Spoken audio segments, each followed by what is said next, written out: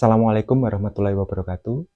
Saya Sadewa Purbasjati, salah satu dosen di program studi Geografi Fakultas Sains dan Teknologi Universitas Amikom Yogyakarta. Saya menjadi pengampu mata kuliah hidrologi.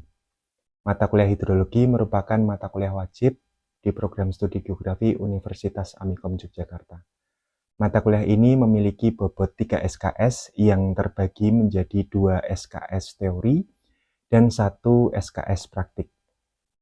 Kemampuan yang diharapkan peserta kuliah setelah mengikuti mata kuliah hidrologi adalah yang pertama, tentunya sesuai dengan subcapaian pembelajaran mata kuliah ini. Yang pertama adalah mampu menjelaskan konsep siklus air dan mengidentifikasi komponen siklus air. Kemudian yang kedua adalah mampu menjelaskan konsep daerah aliran sungai atau DAS. Kemudian yang ketiga mampu menjelaskan konsep kualitas air. Kemudian yang keempat, mampu melakukan pengukuran, pengolahan, dan analisis data hidrologi. Dan yang terakhir adalah mampu menyusun laporan praktik secara sistematis dan terstruktur. Sistem pembelajaran adalah tatap muka dengan metode perkuliahannya adalah ceramah pada kelas teori dan praktik pada kelas praktikum. Kemudian komponen penilaiannya meliputi yang pertama adalah kehadiran, kemudian ada tugas, kemudian ada ujian tengah semester atau UTS, kemudian ada ujian akhir semester atau UAS, kemudian untuk kelas praktik ada ujian responsi. Interaksi antara dosen dan mahasiswa dilakukan saat perkuliahan berlangsung, yaitu melalui diskusi dan tanya jawab, baik pada kelas teori maupun praktik. Namun demikian, di luar jam kuliah, dosen tetap memberikan pelayanan diskusi terhadap mahasiswa melalui WhatsApp Group mata kuliah hidrologi. Referensi yang digunakan dalam mata kuliah hidrologi berupa buku. Yang pertama, buku berjudul Hidrologi dan Pengelolaan Daerah Aliran Sungai. Kemudian yang kedua adalah buku berjudul Telaah Kualitas Air. Yang ketiga, Dasar Teori dan Contoh Aplikasi Model Hidrologi. Kemudian yang keempat adalah Tata Ruang Air. Pada tayangan berikutnya merupakan suasana pengajaran pada kelas teori hidrologi dengan topik air tanah. Terima kasih. Wassalamualaikum warahmatullahi wabarakatuh. Sebelum memulai perkuliahan pada hari ini, mari kita berdoa dulu agar teman-teman diberikan kelancaran untuk menjalani aktivitas hari ini, mulai dari pagi, siang, dan sore. Berdoa menurut agama dan kepercayaan masing-masing di Islam.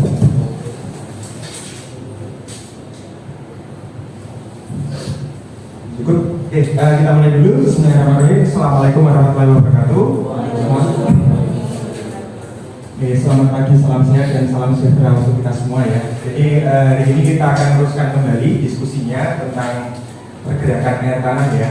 Ini perlu teman-teman perhatikan bahwa kemarin kita sudah sampai pada teori dan diskusi tentang pembentukan air tanah ya, minggu yang lalu dan minggu yang lalu, 2 minggu yang lalu. Kemudian kita harus memahami bahwa air tanah itu di dalam tanah, di dalam lapisan akuifer ya, itu tetap mengalami pergerakan ya teman-teman ya, sama halnya seperti air permukaan yang lain. Jadi seperti air sungai, kemudian ada air-air limpasan permukaan ya di permukaan tanah, itu air tanah tetap mengalami pergerakan ya, meskipun pergerakannya memang secara kasat mata itu sulit kita lihat gitu ya, karena posisinya kan dia di dalam lapisan akuifer yang menampung air tanah itu. Jadi ingat ya, air tanah itu di dalam tanah itu tertampung ya teman-teman ya, tertampung di dalam ruangan atau wadah ya, yang disebut sebagai akuifer itu tadi ya. Dan akuifer ini tersusun oleh material-material yang dapat dengan mudah ya mengalirkan air tanah ya, seperti pasir, kerakal, kerikil, dan lain sebagainya ya, atau campuran di antara material-material itu. Nah itu disebut sebagai akuifer dengan kembali. Kemudian ada juga lapisan atau material alami yang dia itu sulit untuk dilalui air tanah, seperti misalnya ada lumpung ya, kemudian ada debu, kemudian ada batuan-batuan beku dalam. Nah itu adalah material-material yang secara alami memang dia sulit untuk dilalui oleh air tanah, sehingga kalau kita lihat di dalam diagram atau bagian yang saya sampaikan kemarin, kayak batuan-batuan beku dalam itu nanti perannya sebagai lapisan pembatas ya, lapisan pembatas yang dia ini akan membatasi sebagai alas ya, alas dari lapisan aquifer kita situ, sehingga kalau ada aquifer lagi di bawah lapisan pembatas itu maka dia disebut sebagai aquifer tertekan ya, karena bantuan tebu dalam itu kan dia sifatnya relatif kedap air ya, sulit untuk dilalui air tanah, kecuali kalau ada kejadian-kejadian yang ekstrim ya, misalnya ada gempa bumi, kemudian ada retakan-retakan batuan seperti itu, maka nanti air tanah bisa masuk ke dalam ya, seperti yang kita sampaikan kemarin. Kemudian nah ini pergerakan air tanah itu secara alami ini nanti akan dipengaruhi oleh beberapa faktor ya teman-teman ya. Nanti silakan saja kalau ada yang ditanyakan langsung angkat tangan tanya aja. Yang pertama adalah perbedaan ketinggian muka air tanah ya, perbedaan ketinggian muka air tanah. Kemudian ada karakteristik atau keadaan material penyusun ya, atau lapisan penampung air tanah. Jadi ini perlu teman-teman pahami dulu istilah ketinggian muka air tanah itu berbeda dengan kedalaman air tanah ya. Ini saya sampaikan cara untuk mengidentifikasinya. Jadi ketinggian muka air tanah itu kalau di dalam hidrologi seringkali disingkat ya dengan istilah TMA, tinggi muka air ya, tinggi muka air tanah.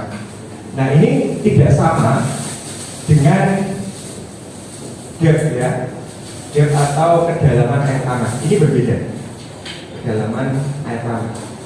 Nah ini dua istilah yang berbeda, maka teman-teman harus bisa membedakannya. Bagaimana cara kita mengetahui angka TMA dan bagaimana cara kita mengetahui angka depth ini dari air tanah, itu harus kita bedakan caranya seperti apa untuk misalnya mencatat data TMA atau kita ingin mengetahui kedalaman air tanah di satu tempat. Nah kalau ini yang ini dulu, kedalaman air tanah itu cara untuk mengetahuinya seperti apa. Nah itu kita mengadakan survei lapangan ya, survei lapangan untuk biasanya objek yang dilihat untuk mengukur kedalaman air tanah itu adalah sumur galian ya, sumur galian, sumur yang digali secara manual ya. Biasanya kalau di pedesaan ini masih banyak ya sumur-sumur galian seperti ini. Jadi ada sumur kayak gini ya, saya gunakan warna yang lain untuk memudahkan. Jadi misalnya ini ada sumur ya teman-teman ya, ini ada sumur, ini base sumurnya ya, ini base sumurnya. Dan teman-teman biasanya bisa melihat base sumur ini, itu kan kalau di pedesaan masih banyak ya teman-teman, mungkin teman-teman ada yang melihat juga.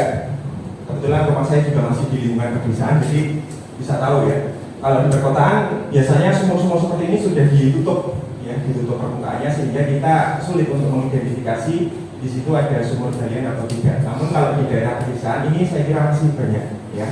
Ini saya ada di sumur, kemudian ini yang ini muka tanahnya ya. Ini muka tanahnya kan biasanya digali tuh, digali kemudian di apa namanya di yang di sini yang apa masuk ke dalam. Nah ini yang di bagian luarnya ini. Nah ini di sumur, kemudian misalnya muka air tanahnya itu di sini misalnya ya, bagian yang hijau ini. Nah ini adalah muka air tanah. Biasanya kalau di dalam hidrologi muka air tanah itu nanti ada logo seperti ini. Kalau teman-teman nanti melihat peta yang membaca jurnal dan melihat ada peta di situ, kalau di sini ada tanda segitiga terbalik seperti ini dan ada rotasi di atasnya kayak ini berarti muka air tanah ya, logo atau legenda, simbol ya untuk menunjukkan muka air tanah. Nah kemudian kedalaman air tanah itu cara mengukurnya seperti apa? Nah kalau sudah dijumpai sumur galian seperti ini misalnya sumur galian ya, sumur galian yang ini, itu mudah saja. Caranya adalah kita memasukkan meteran ya. Jadi misalnya kita berdiri di sini ya, ini kita ukur sampai ke dalam, memasukkan meteran seperti biasa bisa. Atau nanti kalau teman-teman itu sudah di tahap pembelajaran lebih lanjut, teman-teman akan mengetahui alat ukur otomatis yang namanya laser distance ya. Laser distance meter ya. Ini digunakan untuk mengetahui panjang pendeknya suatu ukuran ya, secara kita menggunakan laser kalau ini. Nah kalau meteran biasa itu apakah bisa digunakan? Bisa juga ya. Ini dimasukkan meteran seperti biasa, seperti ini dimasukkan, kemudian angka yang tercatat di sini berapa? Ya misalnya setelah kita memasukkan meteran ke bawah kayak gitu, ternyata angka yang tercatat di meteran sampai nyentuh ininya ya, Jadi sampai nyentuh muka air tanahnya ini, meterannya dimasukkan ke dalam sampai nyentuh muka air tanahnya, kemudian kita baca di sini. Nah, misalnya ada angka 15 meter. Ya. Berarti ini adalah angka kedalaman air tanahnya. Ya, kedalaman air tanahnya itu tercatat di sini. Nah, kalau dengan laser distance itu ya nanti kita tinggal menembakkan lasernya seperti itu disorot ke bawah gitu ya. Kemudian nanti ada angka yang terbaca di LCD, nah itu adalah angka kedalamannya. Ya. Nah, sebenarnya praktis mana? Nah, itu nanti ke depan teman-teman bisa membandingkan ya. Kalau saya memang biasa menggunakan yang manual karena kita tidak perlu menggunakan di baterai ya. Kalau yang ini kan hanya menggunakan meteran gulung itu ya, bisa dimasukkan terus kita catat biasa. Ini adalah angka kedalaman air tanah yang ini, yang kita ukur pada objek yang namanya sumur galian. Ya, ini adalah angka kedalaman air tanah. Nah, TMA itu berbeda ya. TMA itu berbeda dengan kedalaman air tanah. Jadi TMA itu cara mengetahuinya adalah kita harus melakukan 2 kali pengukuran. Yang pertama adalah mengukur kedalaman air tanah, kedalaman air tanah. Kemudian yang kedua, kita harus mengetahui elevasi tempat. Nah, ini semua itu digunakan untuk mengukur ini TMA, ya, tinggi muka air tanah. Jadi kalau kedalaman air tanah itu langsung bisa kita ketahui, oh ini angkanya berapa. Tapi kalau TMA, tunggu dulu, kita harus cari tahu elevasi atau tempatnya. Elevasi dari apa? Dari tempat kita mengukur ini. Misalnya kita berdiri di sumur ya, sudah nemu misalnya kita nemu sumur galian, sudah kelihatan ada di sini gitu, kita berdiri di situ ya. Kemudian kita ukur ke dalam, kita dapat satu angka yang namanya kedalaman air tanah. Nah, elevasinya, cara cari tahunya itu ada beberapa device yang bisa digunakan untuk mengukur elevasi. Misalnya yang sering kali digunakan adalah GPS receiver ya, GPS receiver. Receiver ini bisa ya. Kemudian pakai smartphone juga sepertinya ada juga yang bisa digunakan untuk mengetahui nilai dari elevasi ini. Nah, namun kalau teman-teman akan menggunakan smartphone yang seperti teman-teman gunakan saat ini ya, teman-teman harus menginstal aplikasinya. Ya, ada aplikasi namanya Avenza ya, Avenza Map. Itu bisa digunakan untuk mengidentifikasi angka elevasi di satu tempat. Ya, itu nanti secara otomatis ya. Baik yang untuk pengukuran dengan smartphone maupun GPS receiver itu nanti akan digunakan untuk apa? Untuk mengetahui angka elevasinya, elevasi atau ketinggian tempat saat kita berdiri di situ. Ya berapa misalnya. Kemudian misalnya sudah terbaca ya angka elevasinya.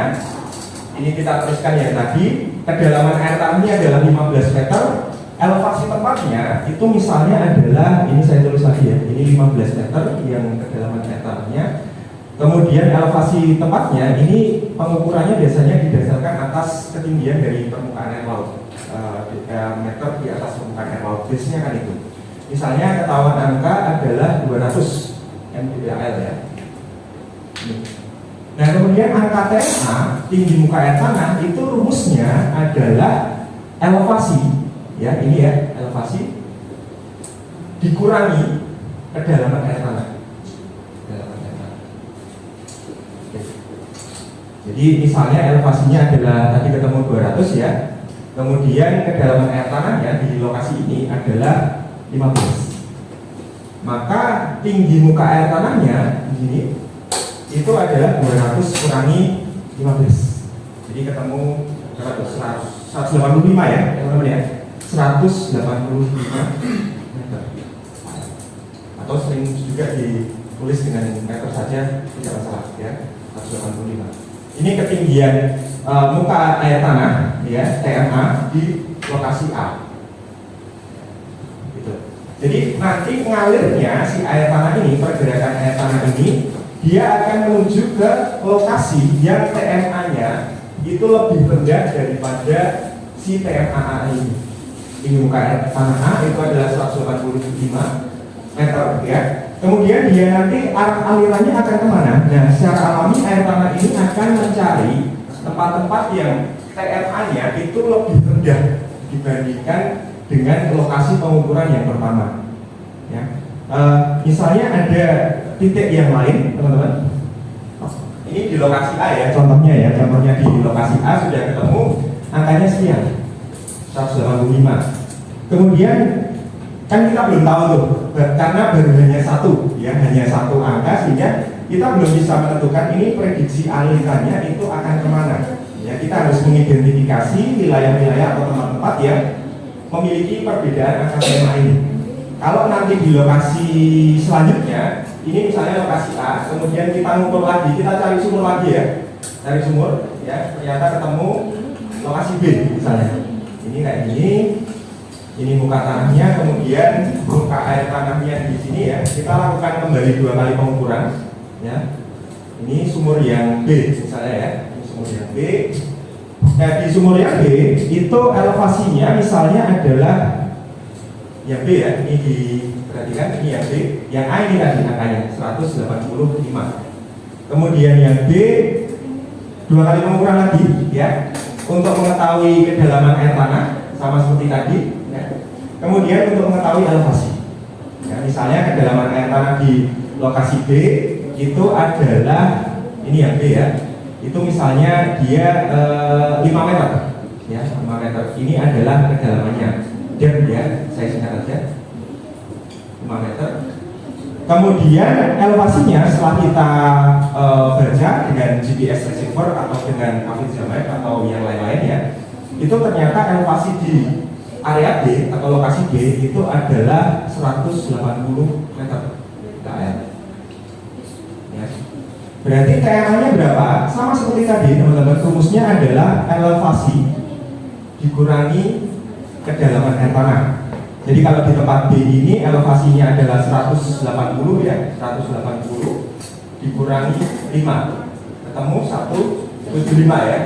Ini TMA di yang B, ya. Yang A berapa? 100, silakan masuk, ya. 185, ini yang A. Ini A, ini B ya. Ini yang A 185, yang B adalah 175. Oke. Kemudian secara teoritis bahwa tadi itu ya, aliran air tanah itu dipengaruhi oleh perbedaan tinggi muka air tanah atau perbedaan ketinggian muka air tanah. Kalau ada 2 lokasi yang sudah diketahui, lokasi A itu TMA-nya 185 dan B 175, maka arah alirannya itu dari A ke B. Ya. Karena secara teoritis itu ini si B ini muka air tanahnya tinggi, muka air tanahnya itu dia lebih rendah. Otomatis ngalirnya ke situ, teman-teman ya. Nah nanti kalau misalnya mau diketahui lebih lanjut lagi, kita harus cari titik yang lain, ya. Harus cari tahu titik yang lain. Misalnya kita ngukur lagi di C ya. Ini kita coba pakai skenario seperti ini. Ini yang C ya. Yang C misalnya diketahui elevasinya misalnya ini yang C ya. Itu adalah 150 misalnya. Kemudian depth-nya kedalaman air tanahnya misalnya hanya 2,5 meter ya. Kemudian berarti TMA-nya yang C ini adalah 150 dikurangi 2,5 itu ketemu 147,5 misalnya ya. Itu yang C 147,5. Berarti kalau kasusnya seperti ini alirannya adalah dari A ke B dan ke C. Itu ya. Itu dari titik-titik yang sudah dikumpulkan ya dari 3 sumur untuk mengetahui pola aliran secara umumnya dulu. Nah nanti kalau teman-teman akan memvisualisasikannya dalam bentuk peta, nah itu akan menggunakan peta yang namanya Flownet ya, atau peta arah aliran air tanah. Nah ini akan teman-teman pelajari nantinya di praktikum, namun teorinya akan kita bahas dulu di kesempatan ini. Jadi seperti itu. Jadi perbedaan ketinggian muka air tanah itu akan menentukan pola dari aliran air tanah di satu tempat atau wilayah.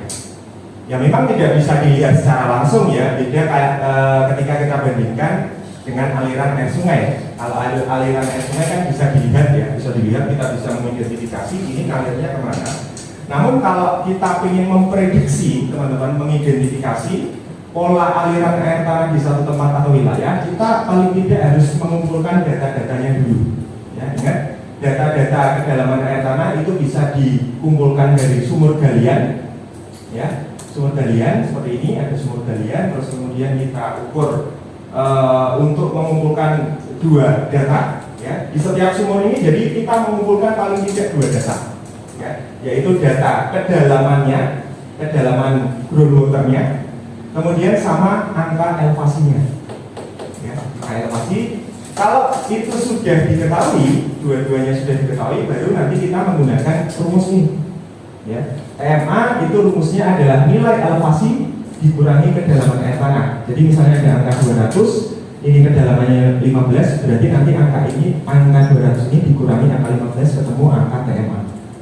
Kalau baru satu angka, kita belum bisa melihat pergerakannya kemana. Jadi paling tidak harus mengumpulkan beberapa data, ya, untuk bisa mengetahui, oh ini nanti prediksi pola alirannya adalah ke arah sini misalnya, atau ke arah yang sana misalnya. Jadi harus ada lebih dari satu data untuk kita analisis, ya, untuk dihitung, kemudian kita baru bisa memprediksi angka-angka ini.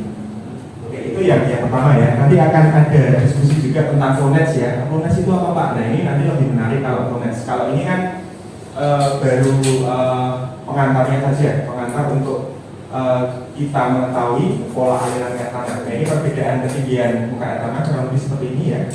Jadi di sini ada sumur A, kemudian di sini ada sumur B misalnya, ya. Jadi nanti karena lokasi dari sumur A ini dia memiliki elevasi atau ketinggian tempat yang lebih tinggi, ya, maka secara teori maka air tanah itu bergeraknya ke arah sumur yang C, ke arah sumur B. Karena ini lebih rendah, ya.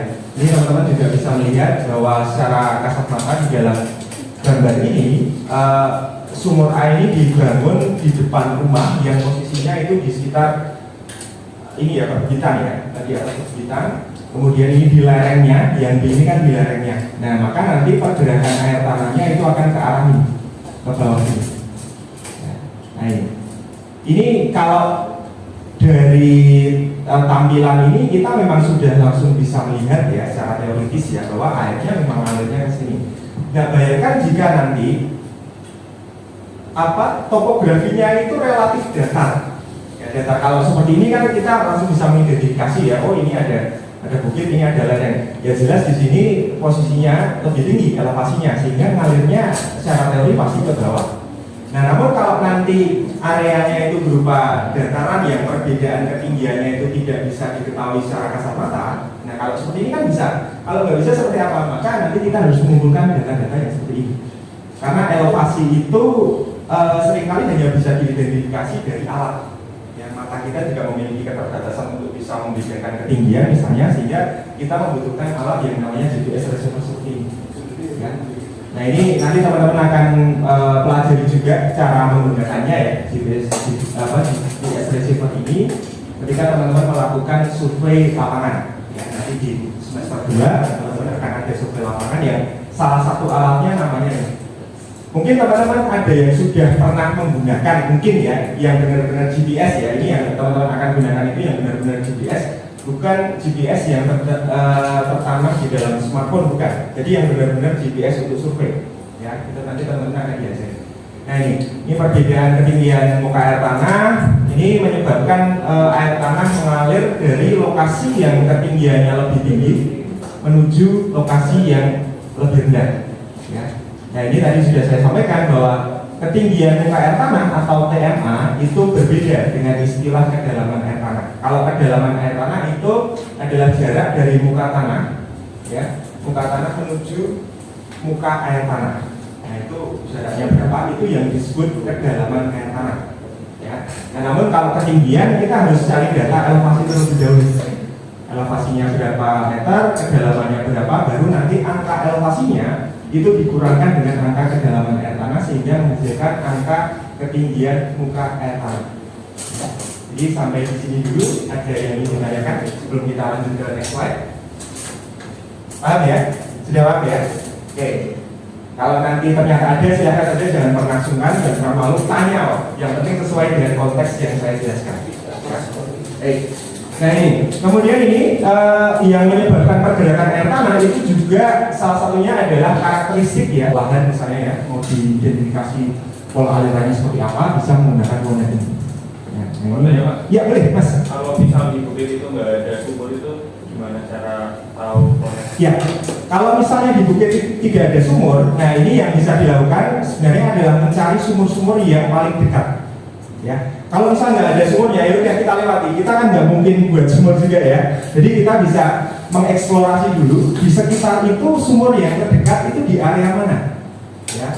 Ya, jadi misalnya ini ada bukit ya, bagus sekali pertanyaannya ya. Misalnya di sini ada bukit ya, kita kayak gitu, ya, kita kayak gitu. Nah, ternyata di bagian yang sini itu nggak ada sumurnya. Ya, kita identifikasi ternyata ada sumur di area ini. Ada yang buat sumur galian ya, misalnya di sini juga ada. Maka yang daerah ini nggak perlu kita buat sumur, ya, kita bisa memprediksi menggunakan dua sumur yang terdekat dari area ini, ya, itu pasti ketemu kok, ya, karena saya juga pernah menemukan di area Gunung Kidul itu ada satu area yang memang tidak ada sumurnya, ya, namun di area terdekatnya itu tetap ada orang-orang yang membuat sumur dan ada airnya, nah itu bisa diidentifikasi dari situ, menggunakan sumur yang terdekat dari area yang ingin kita analisis atau ingin kita teliti, ya, oke. Itu, ya Mas ya. Baik, mungkin cukup sampai di sini. Kalau teman-teman ada pertanyaan saya persilakan. Nanti ini akan kita detailkan lagi di praktikumnya ya. Praktikumnya karena tadi sudah saya sampaikan untuk hari ini kita akan melanjutkan yang itu tadi yang bahasan ini yang sebenarnya selesainya minggu lalu ya. Namun karena kemarin kita banyak membahas juga tentang perkolasinya, maka bagian ini belum saya sampaikan. Sehingga saya sampaikan. Ada yang tanya atau sudah cukup? Cukup ya teman-teman ya. Baik, untuk hari ini kita cukupkan sampai sekian. Selamat melanjutkan aktivitas. Nanti kalau saya tetap ada pertanyaan silahkan saya jawab ya, Mas Yuda. Saya tetap layan ya teman-teman. Terima kasih. Kita tutup. Wassalamualaikum warahmatullahi wabarakatuh. Terima kasih.